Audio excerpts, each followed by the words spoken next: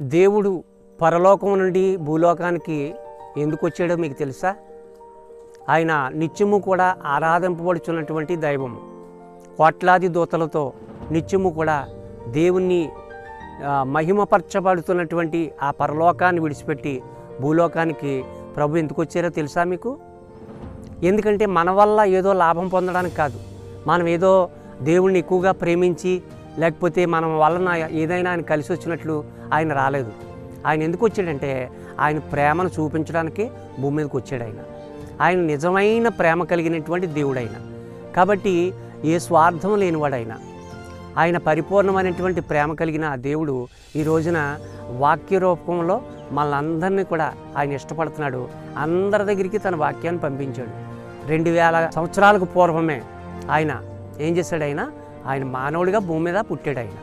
ఆయన పుట్టి ప్రతి మనిషి కూడా ఆయన బిడ్డగా మార్చబడాలని, ఏ మానవుడు కూడా తన పాపంలో మరణించకూడదని, పాపం వలన ఏ మానవుడు జీవించకూడదని, అందరికీ విడుదల కొరకు అందరూ కూడా విమోచింపబడాలని ఆయన ఇష్టపడినటువంటి దేవుడు ఆయన. కనుక ఎంత ప్రేమ చూసారా?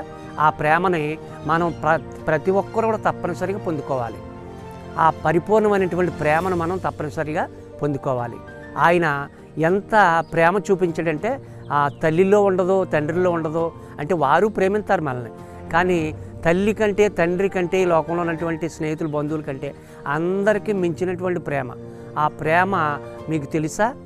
ఆ ప్రేమ యొక్క మాధుర్యము మీకు తెలుసా? ఎందుకంటే ఆ ప్రేమని మన జీవితంలో మనం పొందుకుంటే ఇక దేవుణ్ణి ఎన్నడూ కూడా మనం విడిచిపెట్టలేము. ఎన్నడూ కూడా మనం జీవితకాలం అంతా కూడా ప్రభువుని మనం ప్రేమించగలిగి ఉంటాం.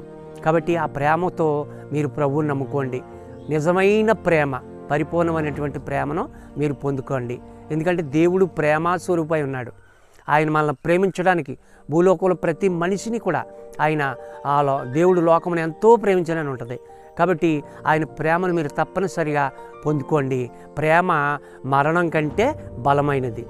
ఆయన ప్రేమించి ఊరికినే ఒట్టి మాటలతో చెప్పలేదు. ఆయన ఏం చేశాడో తెలుసా?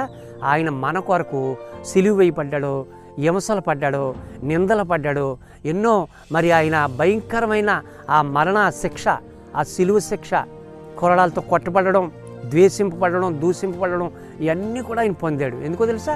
ఆయన ఏది బలహీనుడై కాదు, ఆయన ఏమీ చెయ్యలేని వాడు కాదు, ఆయన ఏమీ కూడా ఏమీ ఆయన సాధించలేడు అని అనుకునేటువంటి పరిస్థితి ఆయనలో లేదు. ఆయన బలవంతుడైన దేవుడైన, కాబట్టి అన్నీ చేయగలడు. కానీ మనుషులంటే ప్రేమ, నీవు నేను మనమంటే ఆయనకి ఎంతో ప్రేమ, ఎంతో ఇష్టం. ఎందుకంటే మనలో పాపం ఉంది. పాపానికి అది శిక్ష ఉంటుంది. ఆ శిక్ష ఏంటంటే మనుషుడు పాపంలో పుట్టి పాపంలో పెరిగి పాపంలోంచి చనిపోతాడు. పాపం ఏదో ఒక తిన్న ఎక్కడో చోట మనిషిని ఏం చేస్తుంది? చంపేస్తుంది. పాపానికి వచ్చి చేస్తే మరణం.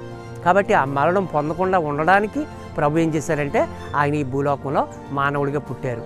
మన మరణదోషములు, పాపదోషములు అన్నీ కూడా ఆయన సహించారు, భరించారు అనేటువంటిది దైవ గ్రంథమే మనకు తెలియపడుతుంది. ఈ విషయం మీకు తెలుసా? బైబిల్ మీద ఒకసారి మీరు దృష్టి పెట్టండి, దేవుని వాక్యం మీద మీరు దృష్టి పెట్టండి. అలా దృష్టి పెడితే ప్రభు ప్రేమ గలవాడని మీకు అర్థమవుతుంది. అలాంటి ప్రేమ ప్రపంచంలో ఎక్కడ మీకు దొరకదు. ఆయనలో పరిపూర్ణమైన ప్రేమ ఉంది. ఆ ప్రేమను మీరు, మీ పిల్లలు, మీ కుటుంబం అందరూ కూడా ఆ ప్రేమను పొందుకోండి. ప్రభు మిమ్మల్ని దీవించును గాక. ఆమేన్.